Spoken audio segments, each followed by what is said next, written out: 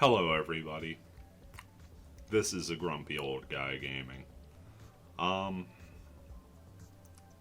I've been doing a lot of deep thinking, a lot of reminiscing on my time in Fragment here. Put out a live stream and a video in the last few weeks, sort of dipping my toes back in Fragment, and thank you all for the response to that. That has been fantastic. And I've been thinking a bit. I've been playing this game since the summer of 2020. And I've done just about everything that I've wanted to do in this game. And yet, I still see a bunch of questions that persist.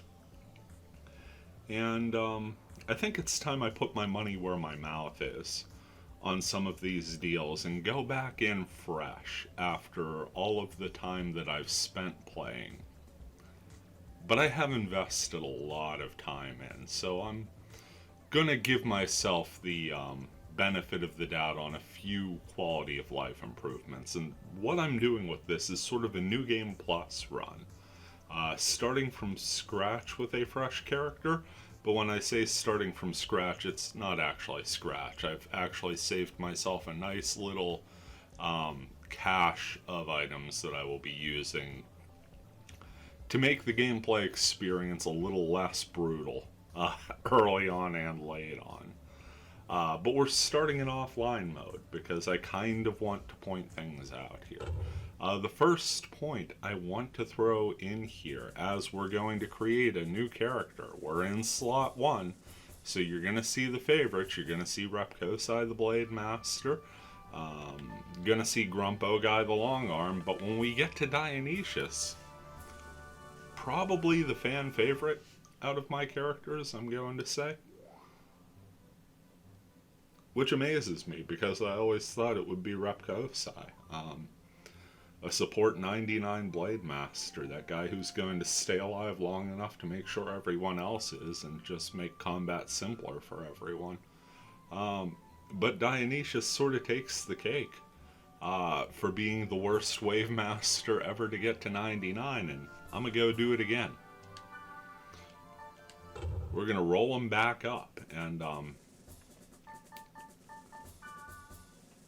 I'll explain why as we go here. First off, I did not realize everything in this character creation thing really matters, except for the points at the end. And that's going to tie into the title of this episode. This is going to be a series. Your models, male presenting versus female presenting, are going to have an impact on your hit points and skill points through the game.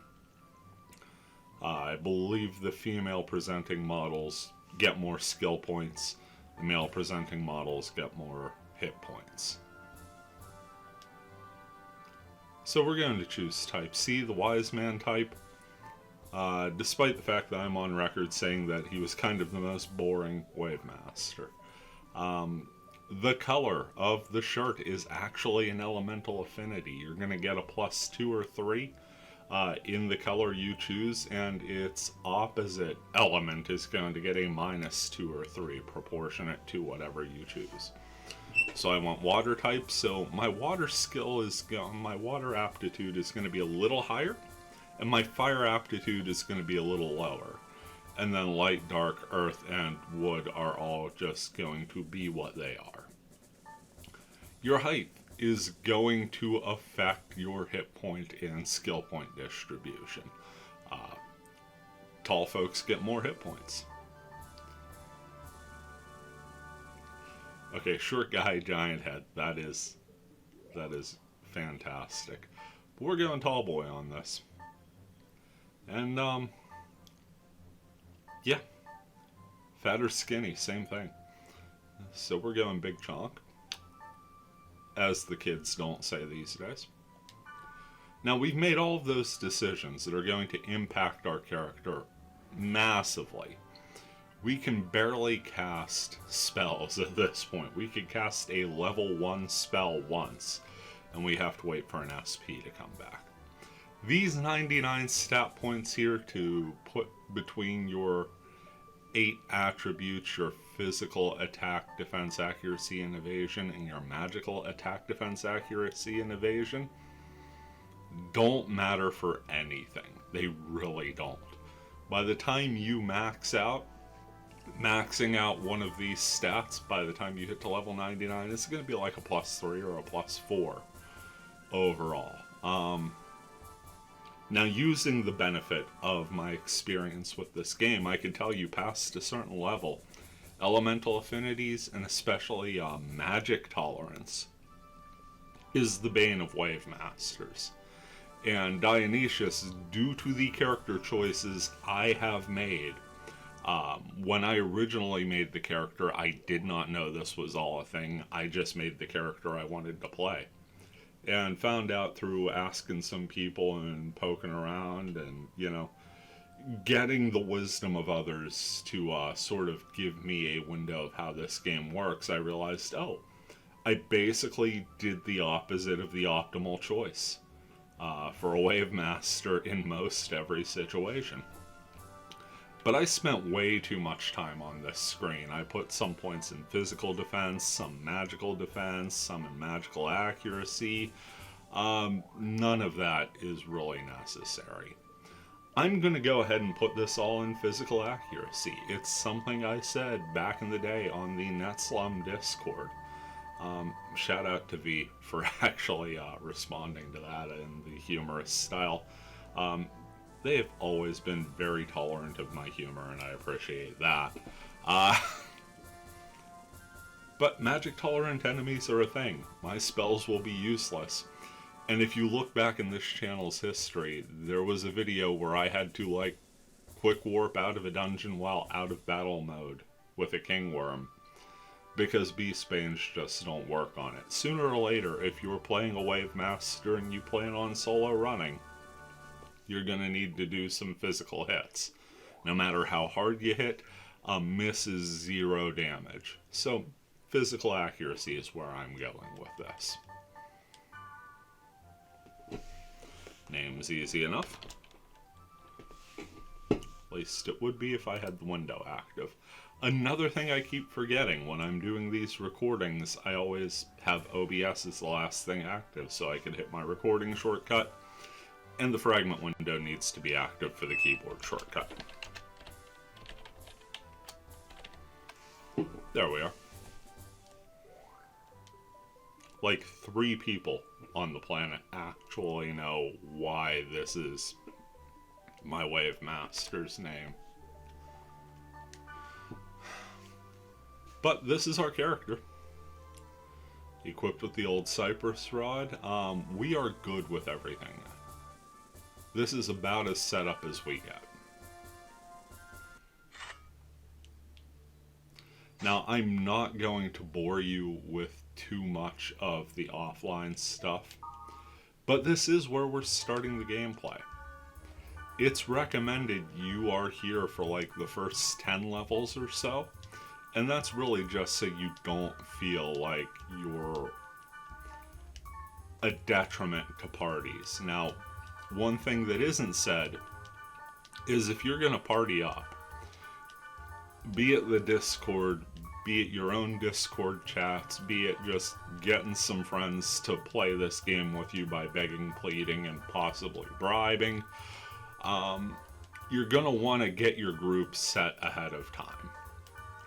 This isn't a traditional MMO. There isn't a bustling hub town, and the player base at best is sparse.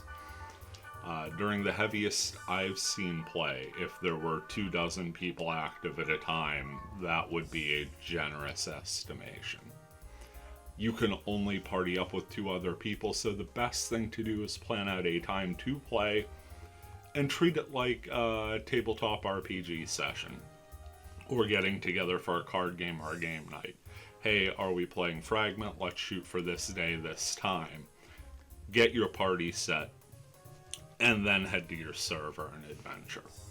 Another important thing, always clear the BBS. You'll notice I didn't go through the reading too much. I've done this a dozen times or so over the course of gameplay. But there are a number of times in the story mode where it's not explicitly explained what to do. And any time that happens, check your email and clear the BBS, because one of those two things is going to trigger the next event. Now I am going to log in here, and we're just going to go through the tutorial mission and then the data drain. My commentary is going to be minimal here. I'll probably do some work in voice and edit over most of this. But we're going to go ahead and talk to Baron BT and sit through control tutorials while they awkwardly digital flirt. I'll get with y'all after the second event in this story. In the meantime, I'm just going to be clicking circle. Okay, so here's something they don't actually tell you here. The mini-map, as it comes up in default, has the big old portal circles that kind of look like those old tic-tac-toe fruit snack pieces, if you remember. As we punch a goblin to death and get 6 experience for it. I'm gonna go through this party thing real quick so we can once again get more fantastic awkward dialogue between Bear and BT. So how was it, commanding the almighty BT? God, this game tried.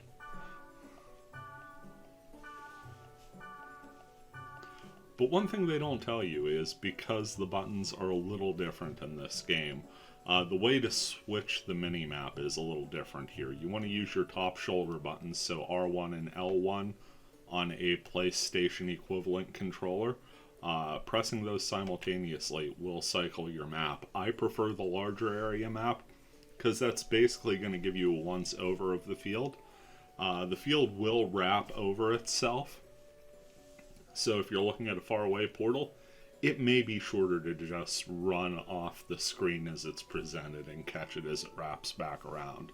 Also, if you're looking for those screenshots and you want the really nice picture without the in-game minimap, pressing it one more time just removes it. So for your more cinematic cuts, you could do something like this. And then you could bring back the normal map if you prefer that more detailed look. Just know that you'll be seeing far less of the actual map itself and more of the details and things. Also, a quick cutaway here for a little offline tip that I wish I knew ahead of time. It's not a huge difference, but early game when you're getting that gold together, it does help a little bit. There are certain items that won't refresh out of NPC stashes and certain items that will. So when you get done with an adventure and you need to head out, instead of going through your items, and yes, I know the menu is messed up, it's something to do with how it patched. It only happens in offline mode to me. I swear this is the actual item list here. The first one is skills. Instead of coming down here and using my last sprite ocarina, I'm instead going to go to the party menu, which is perfectly fine. And I'm just going to choose use sprite ocarina and let these jokers take me out of here.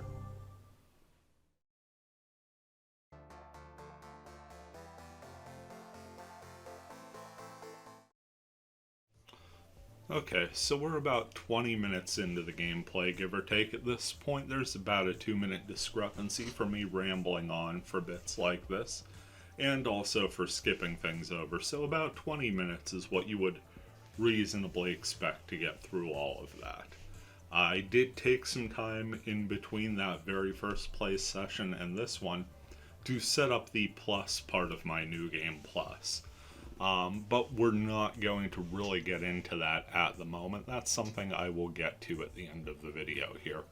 We're back to the offline mailer, and like I said, every time you get done with something, there's going to be a prompt if you haven't run through what you've done thus far. So let's check out the unread stuff, and we've got a congratulatory message from Bear. Fantastic. We are a resident of the world. It's time to go make our story. And while there is a story mode, it's sort of a dot hack R1 best hits. And I don't mind it that much, but it does leave something lacking for those looking for that all-encompassing, engrossing story mode. And it's really where the game sort of shows the most stage. It's kind of a story mode you're not going to appreciate unless you sort of already know where it's going. If you're just coming into this as a new game, it's going to feel like the kind of story mode that was wedged into a 20-year-old game, because it was. But if you're a fan of the series and you already sort of know the beats you're hitting, it, like most of this game, is a pleasant hit of nostalgia. And yes, the offline portion can be speedrun ridiculously fast with, clever item usage and the correct equipment and class. We're not doing that in this, though. Gonna go ahead and load back up.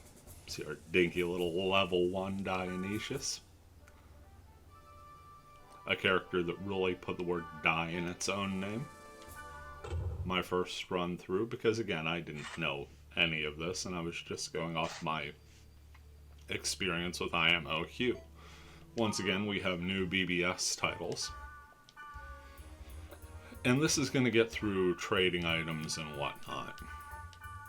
Once again, important information to know if you're not familiar with it. And it's going to fill you in on some story beats as well. Introducing you to things like the chronicling dungeons.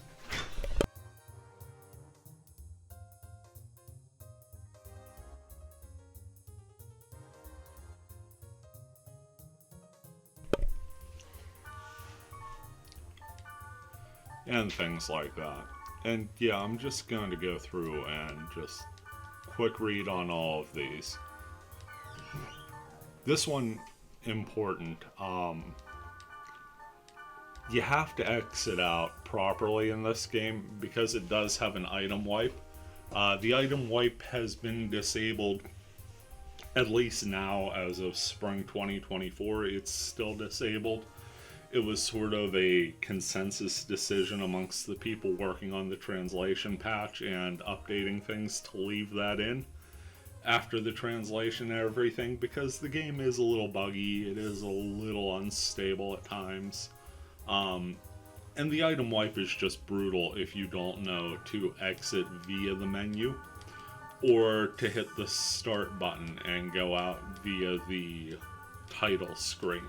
If you don't get your memory card physically saved on emulator or console, it will wipe your items. So in online mode, if you ever run into a situation like that where you have like a power outage or the game freezes up, maybe you have widescreen hacks enabled on the emulator, that's been a known cause of crashing.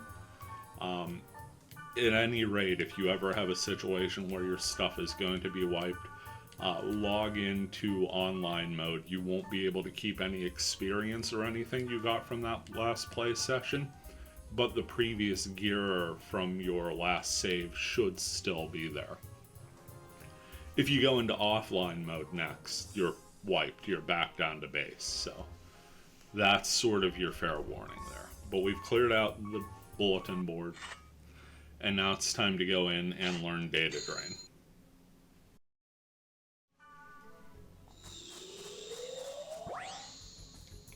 Okay, there's really not much to this one at all.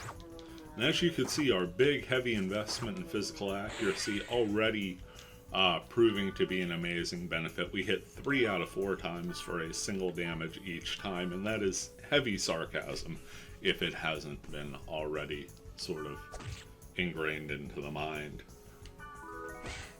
picking up some steel blades, a perfect twin blade weapon for a game that is essentially coded on top of a twin blade centric single player game experience. You see the cute little goblin monster that was drained, have 40 different items. That's because I already uploaded my cache of items. That's something we'll be touching into here. We'll just cancel that and lose the steel blades in this instance. Now, it's not going to let me actually use any skills there, so we just have to continue punching the goblin to death. However, we did gain some experience there because we're still level 1. Usually those drained enemies are going to give you minimal to nothing because they're effectively level 0. Which also makes them super easy to kill, and also some fun little cutesy, like, child's toy-esque monster models.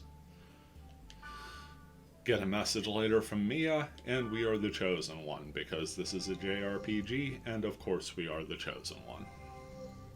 Now, Mimiru, who we actually met way back a million years ago at the end of the first session, you may remember it, was when the world was young and all time telling was done by the position of the sun. Mimiru is back to ask us if we want to go on an adventure, conveniently at the exact same place that Mia took us.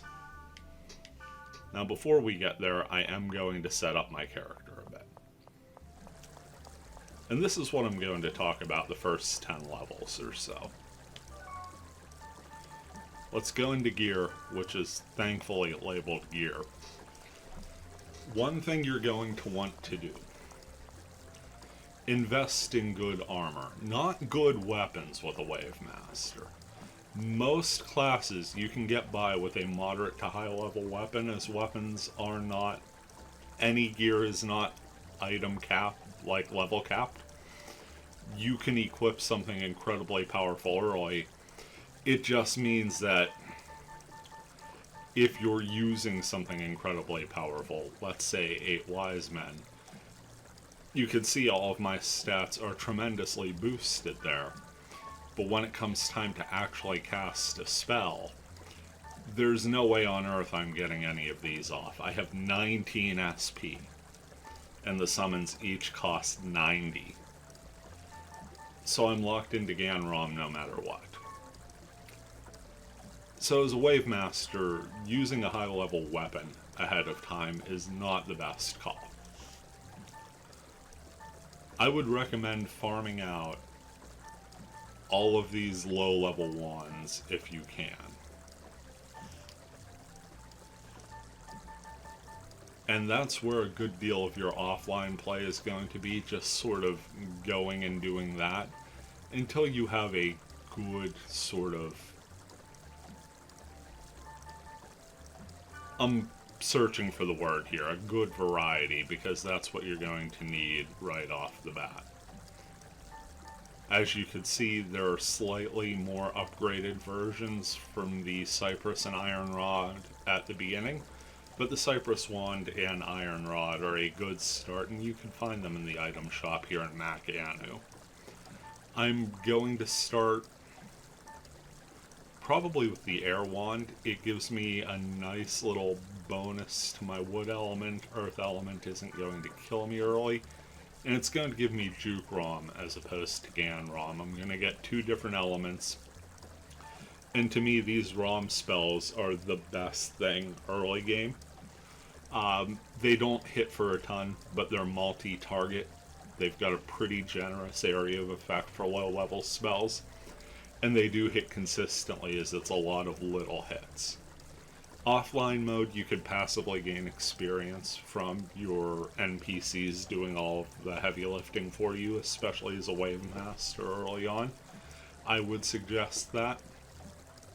But online mode, you have to physically damage an enemy before it dies and survive its death animation to get the experience. So being able to hit consistently with a ROM spell type ability is paramount if you're looking to quickly gain levels.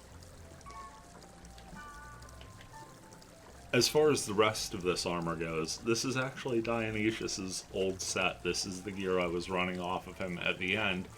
because I'm not looking to get any skills off of this. Now this is going to set me at a considerable disadvantage right away. As you can see, I'm losing rep. I'm losing a cure spell that I can cast for foul rep, a spell I have no chance in hell of casting.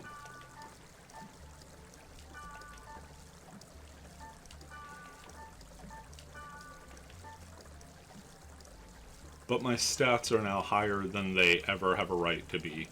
And as you can see, the 99... let's just go ahead and pull up the status page here. I think it's this one here, yeah. The 99 in physical accuracy I put in right now accounts for 1 point. That's it, just one. I'm going to go ahead and stash a bunch of things in here, because I like having a variety of things available to me, but I don't need all of this right away. Diabolic Rod and everything else is a bit out of our usage range right now, so I'm going to be putting a good deal of these staves back. Don't really need the Cypress Rod either, because we have the Water Wand. But I'm sticking in that sort of 2 to 5 range as far as staves go. And I am carrying a variety, so if we go to an area where it's like a fire field, I could switch to the Water Wand. Which I believe is actually the case with Virtuous Utmost Donation.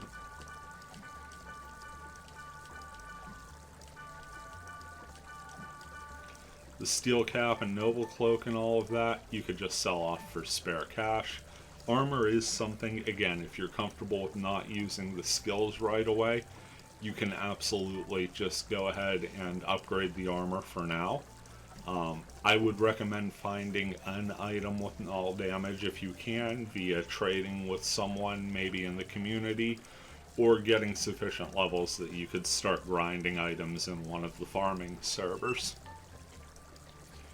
Also got a fair bit of restorative items. This is also stuff I yanked off Dionysius before I hit the old delete button. And I stored it on another character. I don't want to store those. But this gives me a nice little ease into the game here.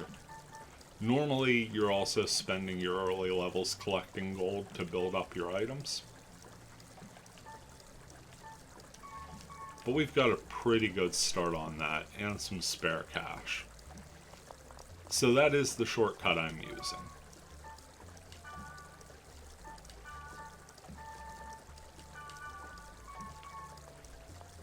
Going to set up my shortcuts now. Got virtually nothing here. The best thing I could tell you is just be consistent with your shortcut usage. If you're playing multiple characters, try and have similar ability groups line up to the same slot. That way you're not trying to guess what character does what. For me, R1 and triangle has always been a healing item. R1 and X is always resurrect. Things like that. It's a little touch, but it makes the world so much easier to navigate.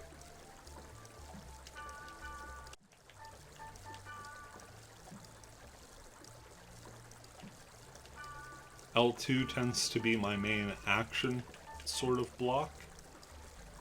So I'm going to go ahead and set up my skills here. Choose Juke Rom as my only usable spell right now. And I'm not going to bother filling the rest in, because there's really no point in me filling those in at the moment.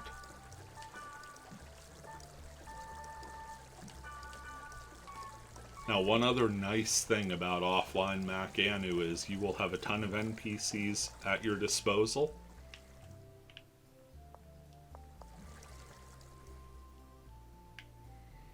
And you can just go ahead, talk to them, and pull up a trade list and say you were looking for the Earth Wand. Could just go ahead and offer them some loot and get.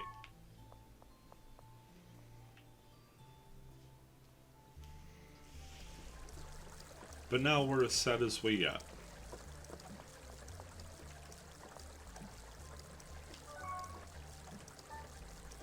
We've got our gear, we've got our attacks.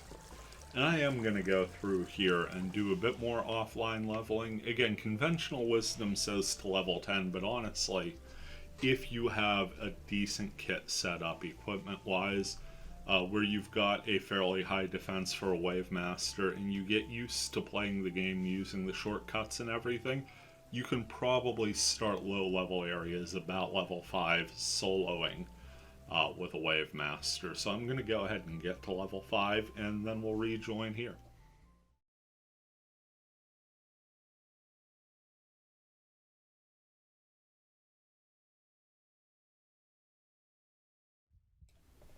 Alright, just wanted to pop in here and mention a couple other things while this is going through a little bit of the dungeon. This is once again Virtuous Utmost Donation. This is the same area that Mia had taken us for that brief moment to learn Data Drain.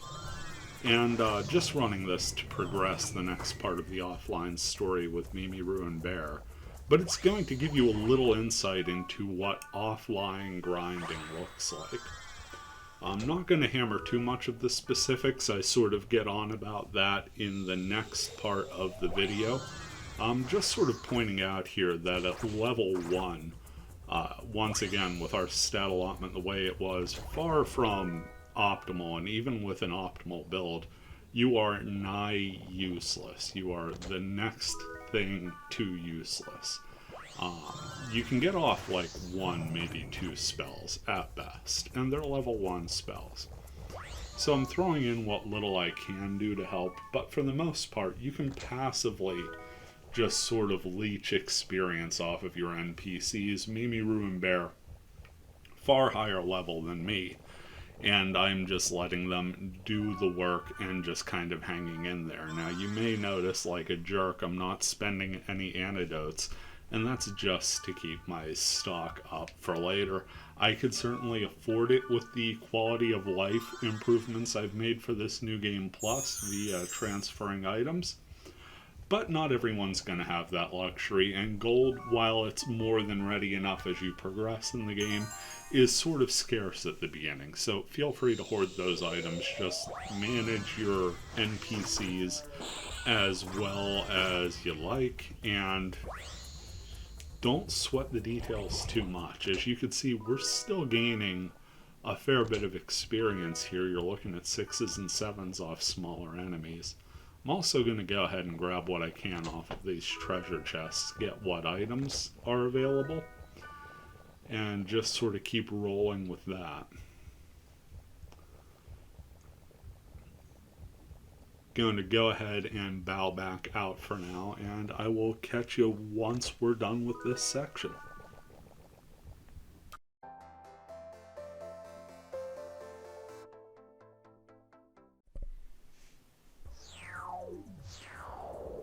Okay, logging into online for our first session here with the New Game Plus build, Dionysius.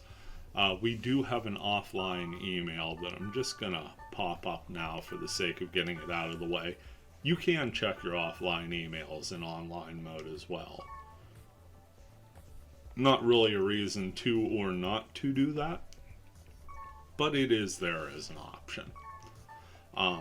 It took me about an hour's gameplay to get from level 1 to level 5 with a couple of pretty tangible caveats. One, I just used one field. I kept Mimi Ruin Bear as my party, and I ran a level 13 area, did a full clear field and dungeon, And then I cleared the field 2 more times. I did all of the field portals, ducked back into the first room of the dungeon, and ducked back out to the field, because just entering the dungeon will reset the field portals. And that took me to level 5 nice and easy. It was a bunch of larger enemies, and I was able to do some crowd control with the air wand, as a good deal of what I was facing was earth element, despite it being a fire field. Now I'm going to log in at level 5 and start running some low-level online dungeons. Again, this is something I have a bit of an edge on due to experience and items, but it's also not that daunting to get in and start soloing even at a new level. There's new BBS stuff. That is for the offline portion when it shows like that. There is an online bulletin board system as well. I would caution you with the bulletin board system online to go slowly. That is by far and away the most unstable part of the game right now. It causes the most crashes I could think of on a consistent basis. My game will freeze up and lock up on me if I'm moving too quickly, and sometimes it'll just randomly disconnect in the middle of me reading or typing out a message. So just go slow and patient with it, and always remember to save before you enter that bulletin board, even if it means logging back out to the mailer and logging right back in, just so you're safe in the event of a crash. Now we're going to enter the lobby. And there are a bunch of servers you can actually get on at low level. Someone is nice enough to have servers set up for all of the root towns in the game. So there is an Aqua Capital Mac Anu. Normally, yeah, there it is right there, level 16. So if you want to go in and get that stuff, you can do it as well. There's also a Dunloriag if you're looking for early game armor to buy after those first couple levels. Dunloriag for a Wave Master is about as good as it gets, because it will give you a tangible boost off of the level 1 light stuff you can get in Mac Anu, and still offer you a skill set that's usable with your SP pool. I'm going to go to Mackerel for nostalgia's sake.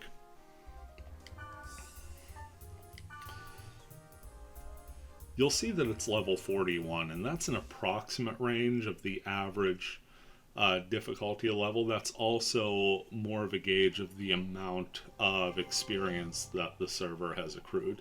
Servers level with the fields that adventurers clear, not just, overall power level there. Higher level servers can generate more powerful areas, but most everything is going to be fairly viable for low level play. I will add a couple more shortcuts here. As you can see, online mode, the menu is perfectly fine, so I'm not really worried about that.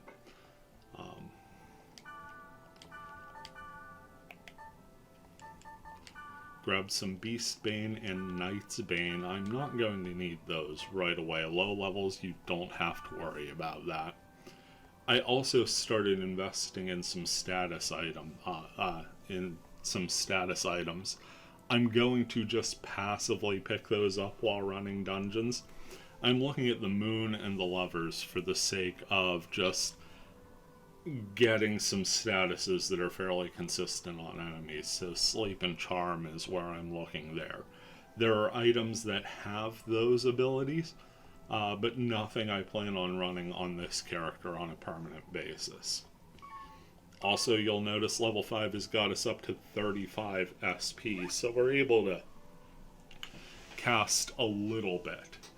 More importantly, it's got us up to 132 hit points, and again, with my absolutely broken gear set, you're looking at defensive numbers that are well above the norm for a Wave Master of this level.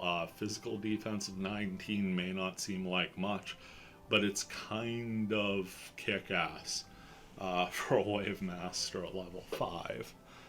You can get similar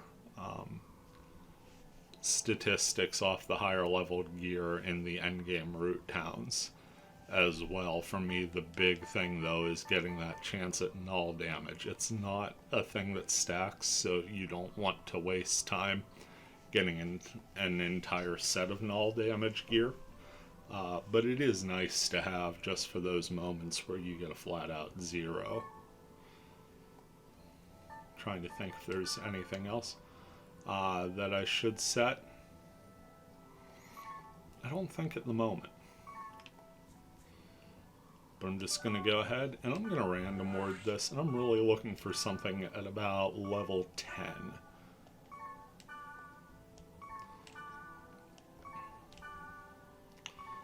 13 there. It could take a bit. 6 is a little low. And really the only reason I'm looking higher than my level is to make sure I'm getting decent XP gains for my time. I could press it a little higher, but I kind of don't want to. There's a nice level 9 water field, so we may switch to a fire rod. We're going to stick with the air one for now, just to make sure that we've got that ROM spell going for specific damage. So Finn's Stewed Sturgeon is the field we're going to be running. Now, I did say in offline mode it did take me an hour. I was running that one field, but I also wasn't using any items. I was just hoarding the little stash I brought over. And that is not going to be the case here. I'm going to use some speed charms. Just to get through things quicker and be able to get out of danger quicker. Also, since I've got my pool up to the point where these are castable, I'm going to start using Rig Same and Rig Game, especially since I kind of handicapped myself not having a healing spell right away. Having that passive hit point regeneration is going to be huge for me. Just going to double check and make sure I do have health drinks ready if I need. And those are nice because the items are going to be instant. There's not going to be a casting animation and delay. Right away we're up against a Scorpion tank, and you can see even though we're not getting the elemental boost, we're still doing a fair bit of damage there. And getting a nice 20 experience pop.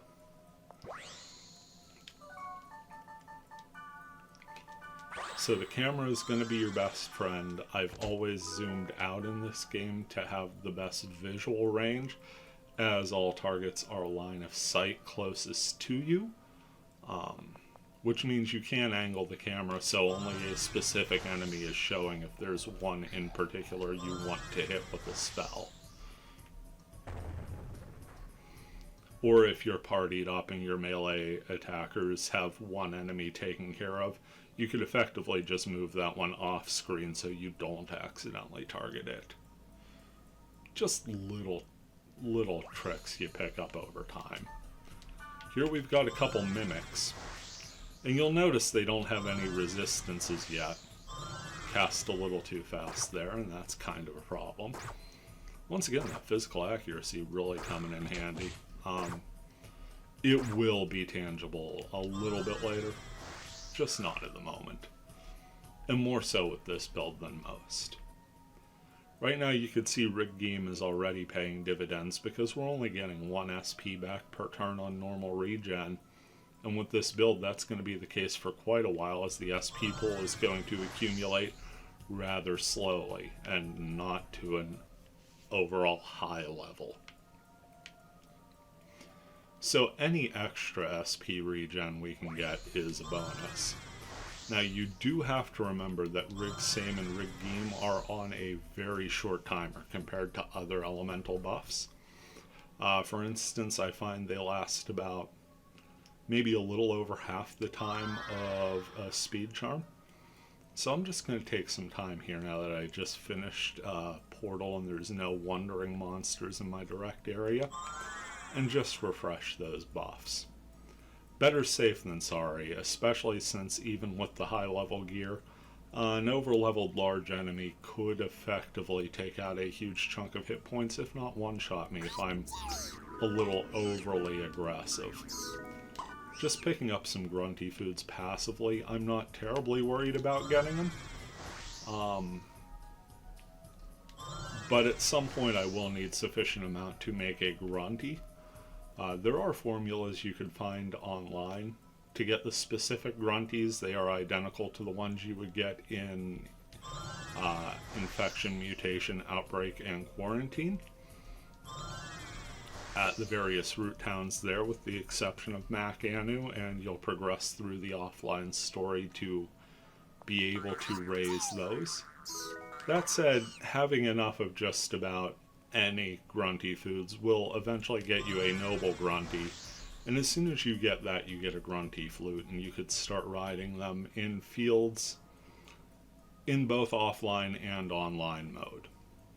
They're a bit faster, they're about the speed of you running with a speed charm, but more importantly, while you or anyone in your party are riding a grunty, battles can't be activated. So you could literally just run right up to wandering monsters or blast right through portals, and the portals won't activate, I don't believe. And the monsters cannot attack you. I want to say I don't think the portals activate, because otherwise you could get field clears super cheap by just running through them with a grunty, since all it's counting is that the portal was opened and not necessarily beaten. Another trick there, more for the single player games, if you're looking to try and get those Ryu books leveled up.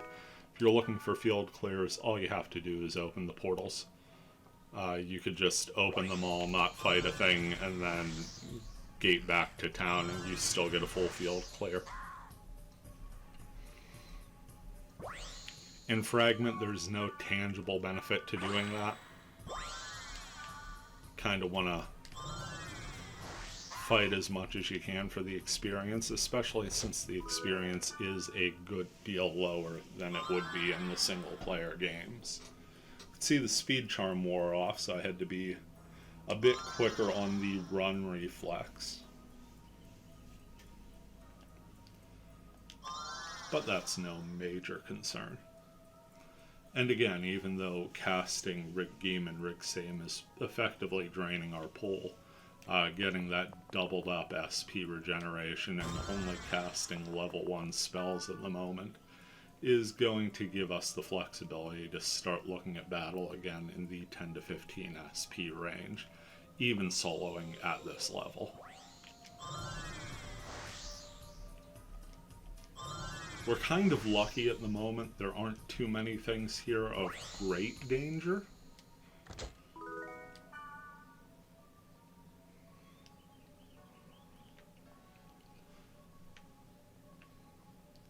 But another thing you want to do with Wave Master in particular, other classes can do it if you have an area of effect skill, like one of the big sweeping spin attacks from a heavy axe, or perhaps one of the Blade Master attacks where they jump up into the air and crack the ground for AoE damage, is hit those portals as quickly as possible, get the monsters right out of the gate. Is a bit of a timing thing to make sure that you don't go a touch too soon and get a no targets found. But it's easy enough to do once you get the rhythm of the game going.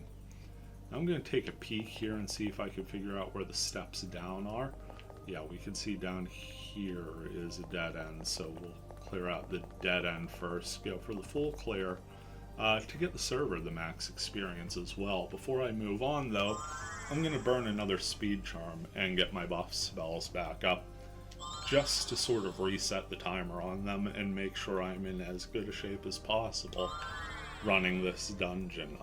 Nothing worse than having your buffs run out at that crucial mid-battle moment. So I try and mitigate that as much as possible. If I get into trouble on SP, I do have the Mage's Souls on shortcut. There you can see, just hitting that portal early got rid of one Mimic, got another one down to half. And it only took one Mage's Soul so we could finish off the third. Even that wasn't necessary. but confusion is one of those statuses that can absolutely wreck a wave master because your physical defense isn't that high, and you're going to spend a few seconds auto attacking the closest thing to you, friend or foe. Now, these items here are where you can get restoratives. They're also going to get you things like cooked bile and well water for trading with offline NPCs. If you don't want to trade those items, they are good for elemental buffs to their corresponding type.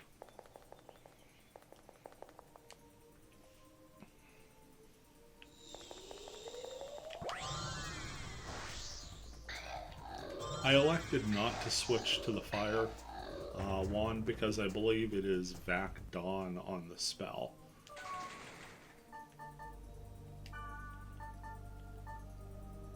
Which isn't terrible for us, and but it is one shot. It will do some splash damage to enemies close by, but it's one shot, hit or miss, and that's just too swingy for me at this level. That's my personal preference.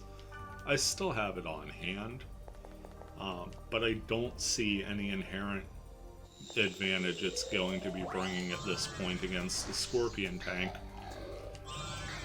when just using Juke Rom is taking out half of its hit points in a single shot.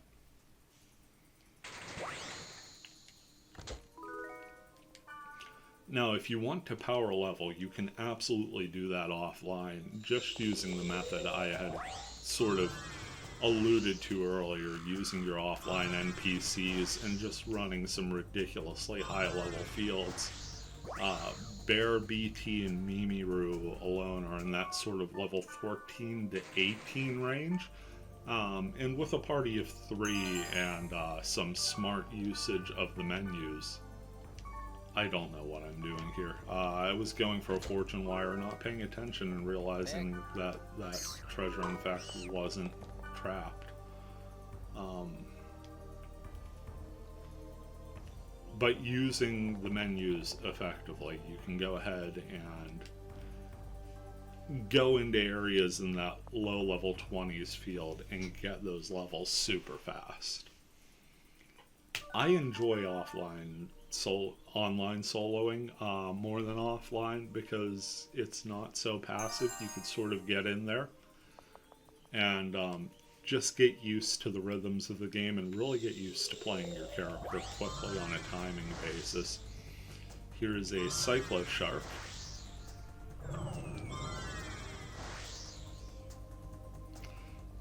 That's probably an enemy we may want to look at for Vac Dawn in the future. In fact, for the sake of argument, let's just go ahead and switch over. Gotta wait for the SP pool to come back so we can go ahead and get our buffs back in accord.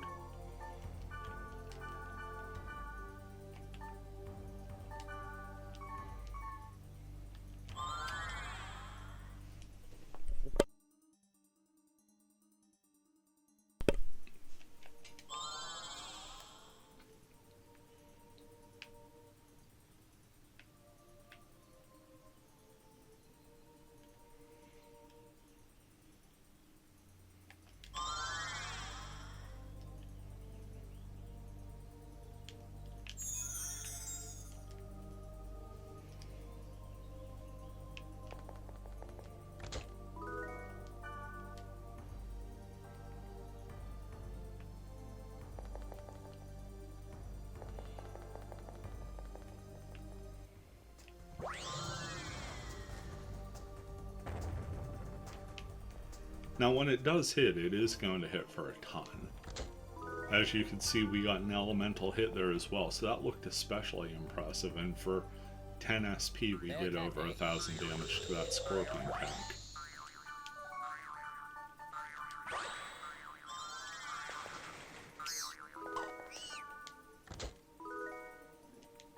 Get some mountain boots there.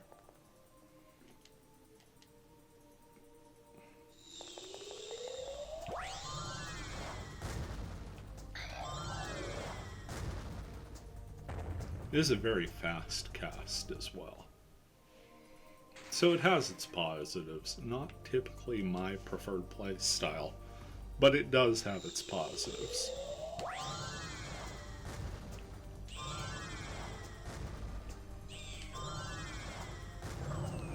Kind of as I feared, though, even with the elemental attunement, if you don't get that elemental hit, you're really not gaining a benefit at this low level with it. That said, you're also not going to see any elemental tolerances, so your choice of weapon here is more of personal preference than anything else.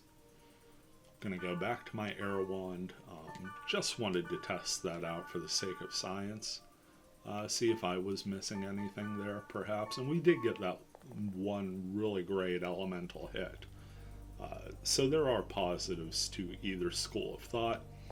I will stick with consistent damage, because as anyone could sort of surmise from my previous videos on this game, I prefer stable, consistent, maybe a little boring, as opposed to exciting and leveling down on an accidental one-shot kill.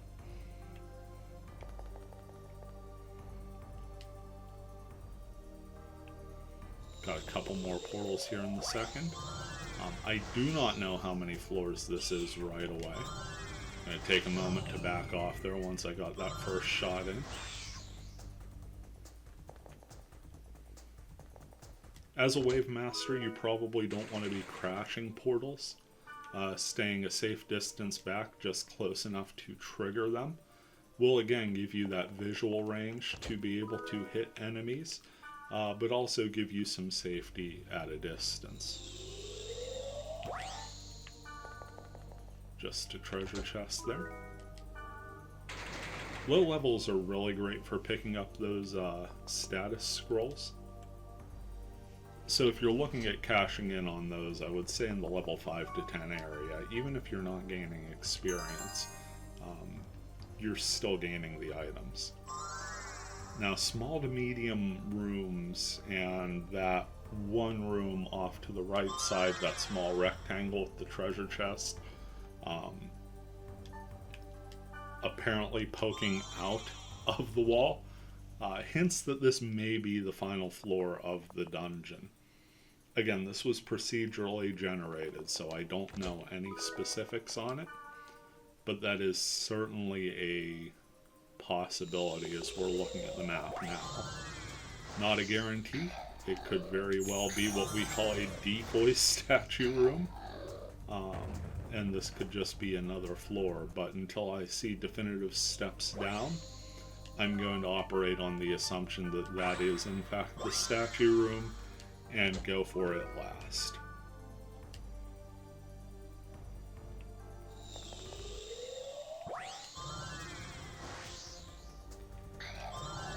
Keeping that scorpion tank at bay is a huge thing for us.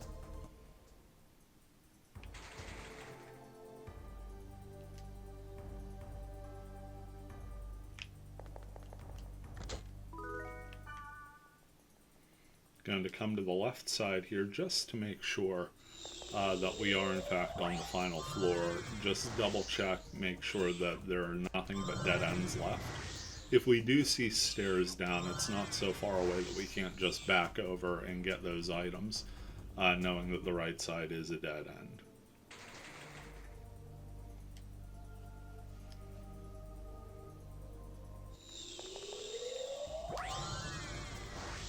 As we guessed, this is the final floor. There is nowhere to go from this side. All potential areas to get stairs down have been eliminated. So we'll just clear out these last few portals and grab our statue chest.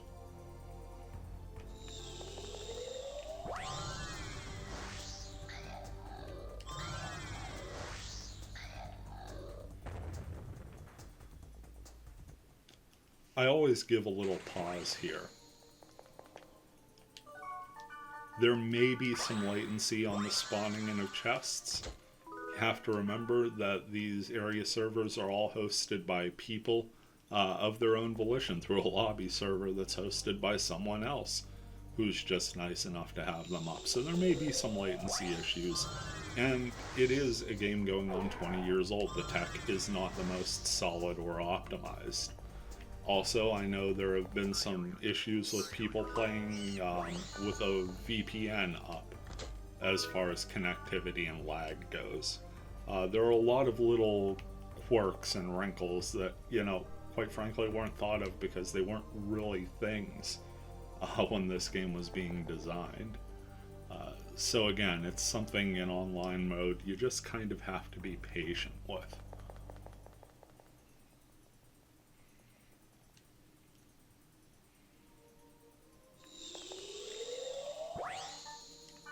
That is our final portal, and it was just a treasure chest. So we get our all clear, nice and easy.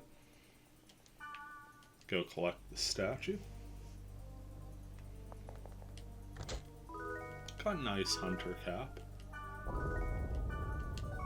Overall, we gained just shy of 600 experience between the field and dungeon clear, so not bad at all. This is sort of the mode of play I would recommend for levels 5 to 10. 1 through 5 at a minimum with Wave Master, I would say online, would be sort of not the best option. You want to get those base levels in and get your stats to a viable standpoint, at least hitting level 5 in offline mode. Online, you can do at any point. If you have a party, if you have a couple friends and you want to dive into this game at level 1 and just do the online grinding, by all means do so. I would recommend getting Data Drain just so you have that option. I don't use it a lot at low levels because it is going to really put a damper on the experience you can gain on larger enemies, but sometimes it's that thing you need to get through a tough battle. So it's good to have that option at the ready should it be needed, and you could certainly start at level 1, but 5 is where I would suggest. I'm going to keep going like this until level 10, and that's probably where we'll pick up the next episode. In the meantime, you all take care. I hope this was enjoyable, perhaps informative for those who didn't know this stuff. We'll see you around.